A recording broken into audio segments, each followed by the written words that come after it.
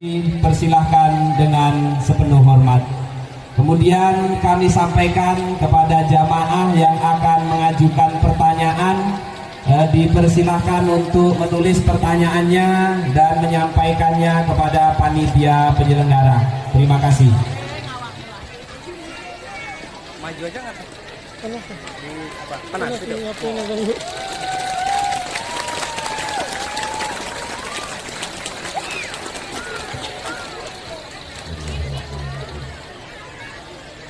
Assalamualaikum warahmatullahi wabarakatuh.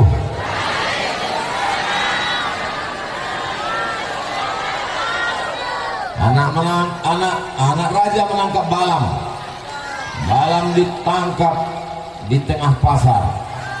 Dari bunyi sambutan salam, nampaknya jamaah ini sedang gusar. Memang cantik bulan purnama, bulat macam buah kundur. Ceramah ini tak boleh lama-lama, nanti makeup ibu-ibu ini luntur. Itu sekedar pantun pembuka saja. Apa kabar Bapak Ibu semua, sehat? Pripun kabare, apik? Sedulur sederek sedoyo, muga-muga sing melu acara iki padha kabeh mlebu nang surga. Alhamdulillahirabbil. Apapun yang terjadi kita ucapkan alhamdulillah. Panas terik, alhamdulillah. Di India itu aspalnya sampai meleleh macam dodol. Di tempat kita panas tidak apa-apa insyaallah.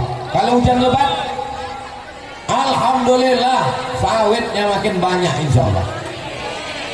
Kalau suaminya hilang, apa pula alhamdulillah. Innalillah. Mudah-mudahan semua yang hadir ini sehat walafiat, rezekinya berlimpah, keluarganya sakinah, anaknya soleh dan solehah, utang-utang lunas. Makin kuat, amin ya. Yang sama-sama kita hormati Bapak Repol, Ketua DPRD Kabupaten Kampar Angkatan 96, sahabat saya, sama-sama kuliah di IAIN. Kenal Bapak Ibu orangnya? Nah, udah kenal. Kalau belum kenal biasanya saya minta berdiri. Hadir juga bersama kita di tengah kesibukannya Bapak Dan Ramil. Mudah-mudahan Pak Dan Ramil sehat, panjang umur, barokah. Bapak Kades, tadi sebelum sampai ke Masjid Nurul Huda ini, saya dijamu makan di rumah Pak Cipto. Matur suwun sangat, enak luar biasa. Tak usahlah saya ceritakan lauknya, nanti menetes air liur Bapak Ibu. Wapi tenan, api kabeh. Ini kalau saya sapa satu persatu sampai maghrib baru selesai. Saya masih ada jadwal nanti asar 1, habis itu langsung ke Rokan Hulu. Sebelum sampai ke Rokan Hulu Pasir Pangarayan, orang Rokan Hulu sudah datang di sini. Imam Besar Islamic Center Al Mukarram Ustaz Azhar Dharma. Sudah lama tak berjumpa. Berjumpanya di Bukit 9. Luar biasa. Tadi begitu saya sampai ditanya, Ustaz, jauh Bukit 9 ini? Saya dari mulai Pekanbaru sampai ke Bukit 9, orang ketok jalan, turu. Memang luar biasa Bukit 9 ini. Apa yang luar biasa Pak Ustaz? Namanya Bukit 9, belum ada nampak satu pun tak ada bukit. Apa yang dimuliakan Allah Subhanahu wa taala. Bukit 9 ini mulai diisi oleh orang-orang masyarakat tahun 1986. Lalu kemudian ketika itu masyarakatnya cuma 150 kakak saja. Sebagiannya tak sanggup tinggal di sini. Tanah 2 hektar, tapak rumah 1/4 hektar ditinggal karena tidak kuat tinggal. Lalu kemudian sebagiannya punah. Inilah yang masih yang tersisa.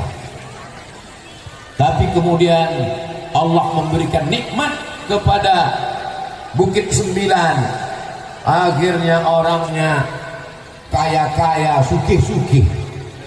Dari mana Ustaz tahu orang Bukit 9 ini kaya-kaya? Tengok masjidnya besar luar biasa. Saya heran, ini kenapa tabligh akbarnya nggak di dalam masjid? Ternyata masjidnya nggak muat. Ini kalau sampai kita masuk ke masjid ini meletup, masjid ini meledak. Akhirnya dibuat di luar. Kalau tabligh akbar di Islamic Center Pasir Pangarayan ramai biasa. Kenapa? Karena di dalamnya pakai AC. Kalau tabligh akbar di stadion malam-malam ramai biasa. Tapi di Bukit 9 panas terik macam di padang mahsyar. Tetap ramai. Ini baru luar biasa. Allahu Akbar. Ibu-ibu berduyun-duyun bawa anak kecil, anaknya nangis dibelikan balon. Begitulah mereka ingin supaya anaknya menjadi anak yang soleh, bukan somat. Bapak-bapaknya luar biasa. Ini tanah di Bukit 9 ini subur, bukan main.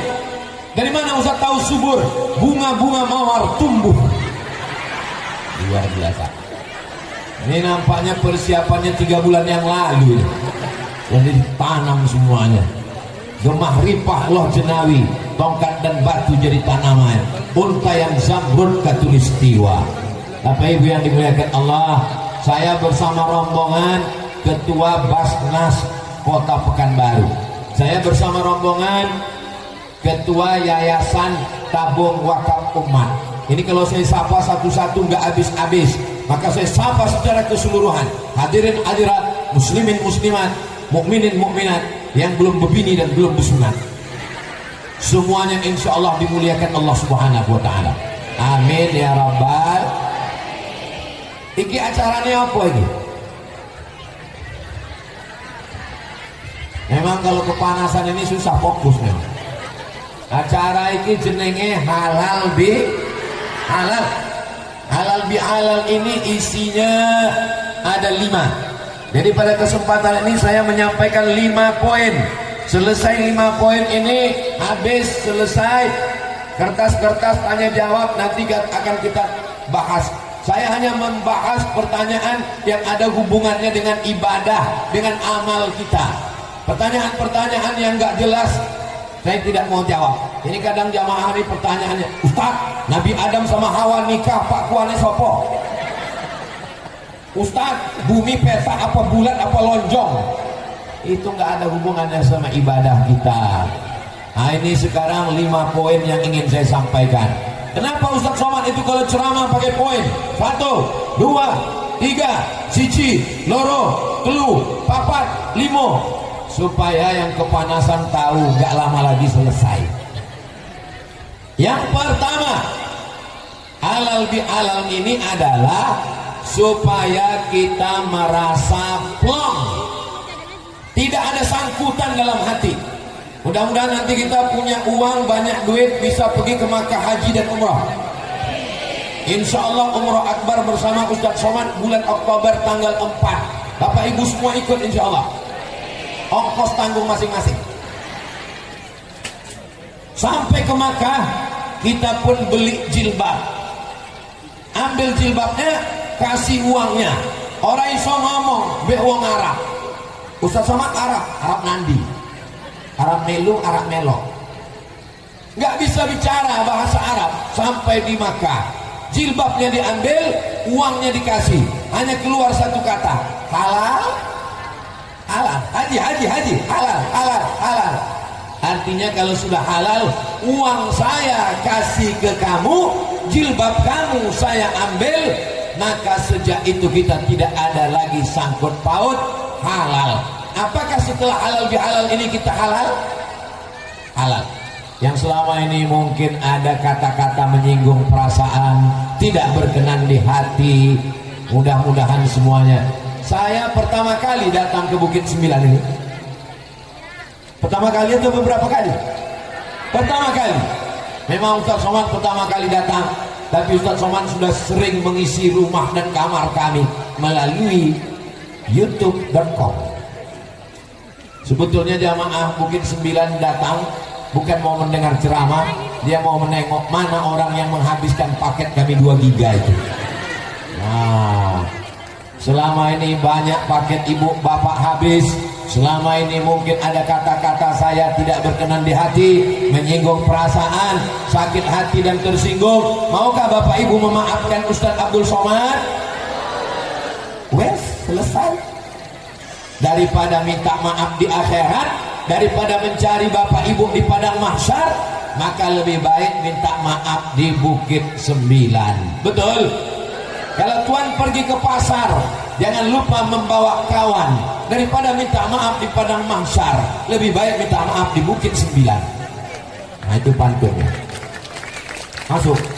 Nah, tadi Pak Kades mengatakan, yang saya hormati Ustadz besar kita. Saya heran, apa yang besar?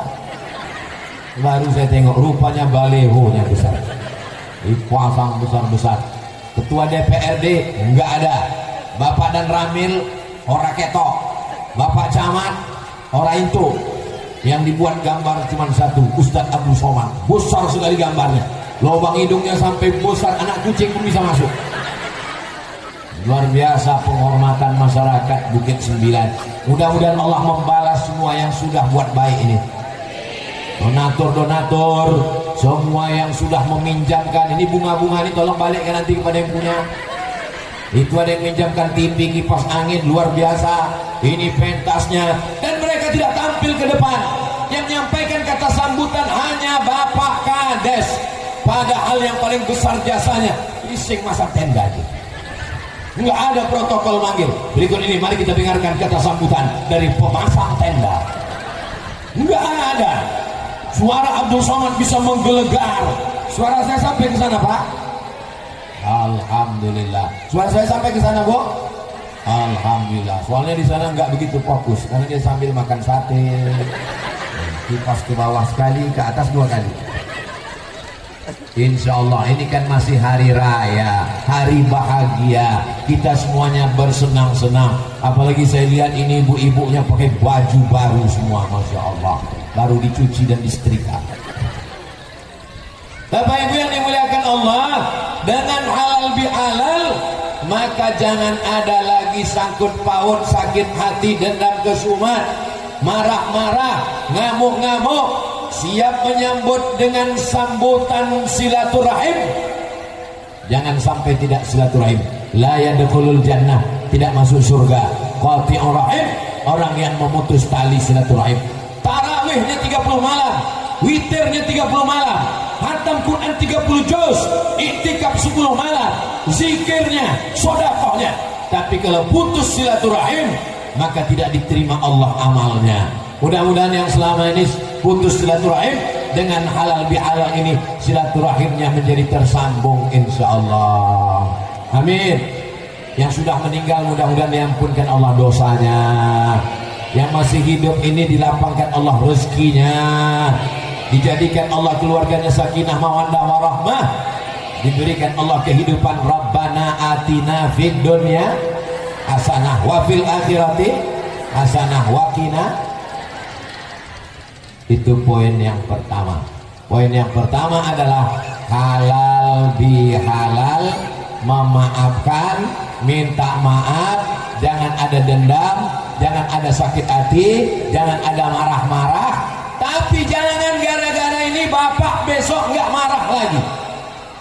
Bukan berarti setelah halal bihalal nggak marah sama sekali.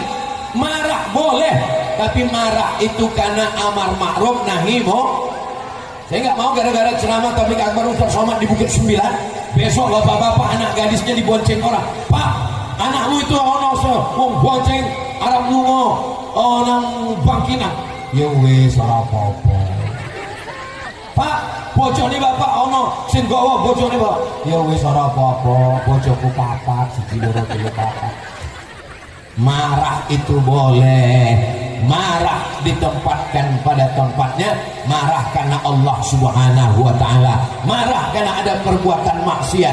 Tapi insya Allah di Bukit 9 kita tidak marah-marah. Itu Ustaz Somad ceramah kalau suaranya itu menggelegar. Abdul Somad ini ceramah suaranya menggelegar bukan marah, tapi karena sound sistemnya mantap. Allahu Akbar. Yang kedua, halal bihalal mengingatkan kita bahwa kita menjaga nilai-nilai Ramadan kemarin, memakmurkan masjid.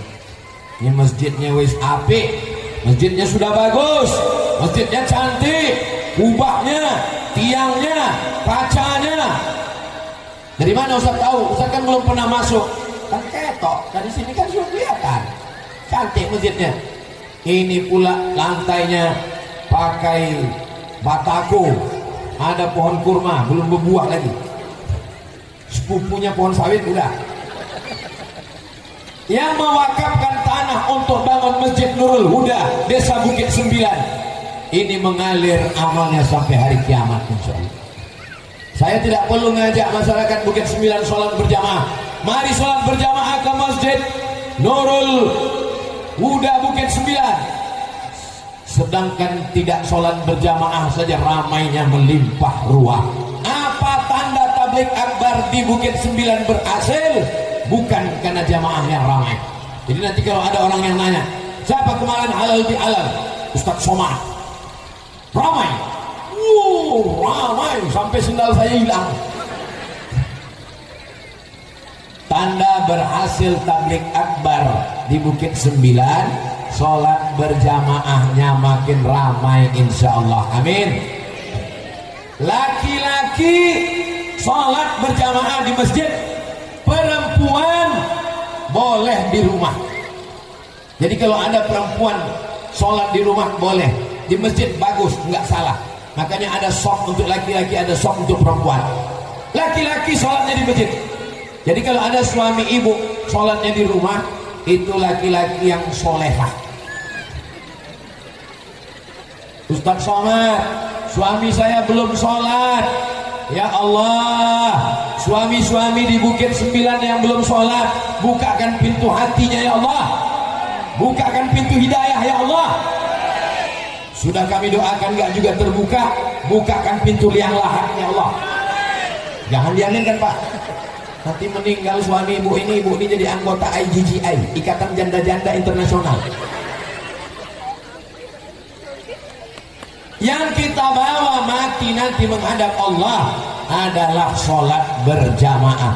Allah tidak tanya sawitmu berapa hektar, Allah tidak tanya duitmu berapa banyak.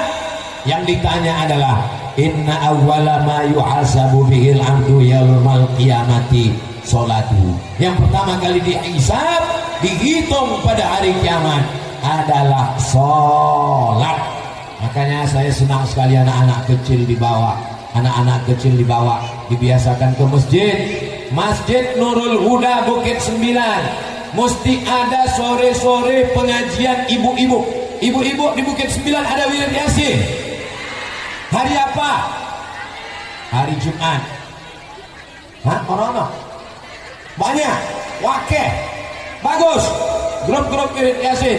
Kalau bisa baca yasinnya pelan-pelan, jangan cepat-cepat. Ini kadang wirid yasin nggak jelas makalnya, ujung-ujung. Fayakun, Tujaon. Ngantuk Pak Ustaz, bocor yasin ini ngantuk. Tapi nek wis ketok kue kotak kok hilang itu. Ini semua adalah untuk jangan sampai masjid kosong dari pengajian. Sore-sore nggak ada orang, buat pengajian wirid yasin. Malam-malam dari maghrib ke isya anak-anak ngaji. Jangan sampai masjid kosong, cantik, lampunya terang, tapi nggak ada anak-anak ngaji. Kalau sudah ada, lanjutkan. Kalau belum ada, buat. Kalau sudah ada, alhamdulillah.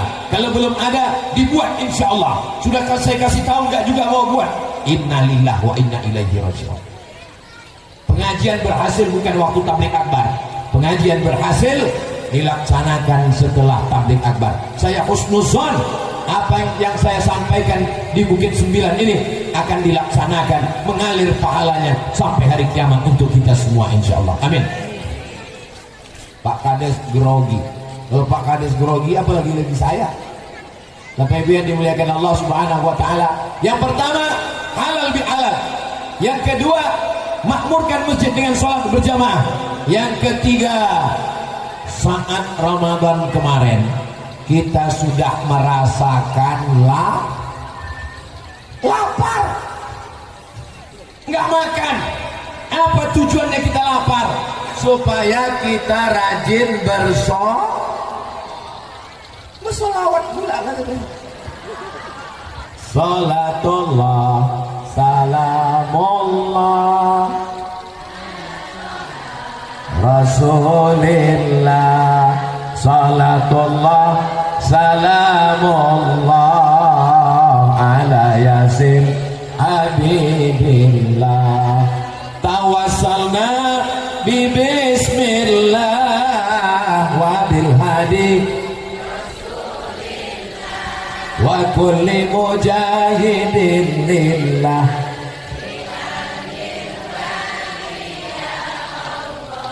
Di Bukit 9 saya baca sholawat nyambung semuanya. Di tempat lain kadang saya baca sholawat diam semuanya.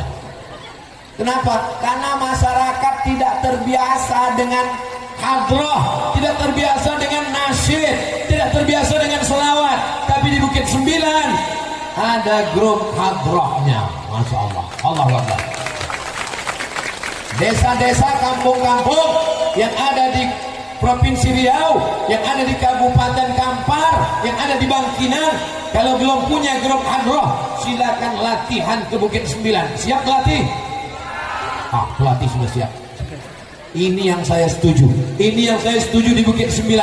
Yang grup hadroh itu laki-laki. Saya pernah ceramah di satu kampung yang nasyid perempuan. Istri orang ditonton suami orang. Lagunya biasa aja, lipstiknya 2 inci. Bismillah tawassalna billah la la la la. Nah, nanti kalau anaknya lahir, undang grup hadroh Bukit 9. Kalau ada walimah nikah, undang grup hadroh Bukit 9. Kalau ada nikah, akikah, acara selamatan, melepas jamaah haji, siap mengundang hadroh. Jangan lagi pakai keyboard tuh. Pakai keyboard tunggal, teng teng teng. Pentasnya tinggi, penyanyinya rok pendek. Yang nonton di bawah habis semua. Ini. Tapi alternatifnya mana Pak Ustaz? Kami mau acara selamatan, kami mau acara nikahan, kami mau acara walimahan. Alhamdulillah di Bukit 9 sudah ada. Jadi pelajaran yang ketiga adalah setelah kita rasakan lapar, maka kita rajin bersodakoh. Rajin bersodakoh. Itu kotaknya sudah ada. Nah, itu kotaknya di samping kotak infak. Apa nih Tia? Silakan sebarkan kotak infak. Ini bukan untuk pesantren Ustadz Abdul Somad, ini bukan untuk masjid Ustadz Abdul Somad. Abdul Somad tidak begitu. Ini untuk Yayasan Tabung Wakaf Umat, bukan milik Abdul Somad. Sudah ada fakta integritas. Kalau Abdul Somad mati meninggal dunia, dia hanya dapat amal jariah, tidak turun ke anak istrinya, tidak turun ke mantunya. Ini adalah amal lillahi ta'ala. Ibu-ibu yang nggak bawa uang, silakan bisa diisi cincin, gelang, rantai, subang, anting, gelang kaki. Kalau ada gigi emas, silakan nanti kami cuci insya Allah. Bapak Ibu yang dimuliakan Allah Subhanahu wa Ta'ala. Ibu punya rantai, ibu punya cincin, ibu punya gelang, ibu punya anting, emasnya banyak, meninggal. Habis diambil bapak. Untuk apa Bu? Enggak, jangan suul-suul. Untuk beli kebun sawit, untuk beli kebun karet, untuk beli bisnis truk. Habis banyak duit baru dia kawin lagi. Masya Allah, langsung kotaknya diisi penuh. Inilah yang akan mengalir setelah kita mati menghadap Allah Subhanahu wa Ta'ala.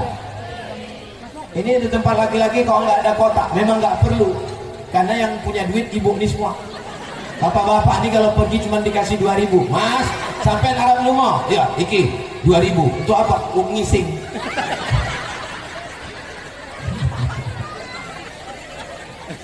Ojo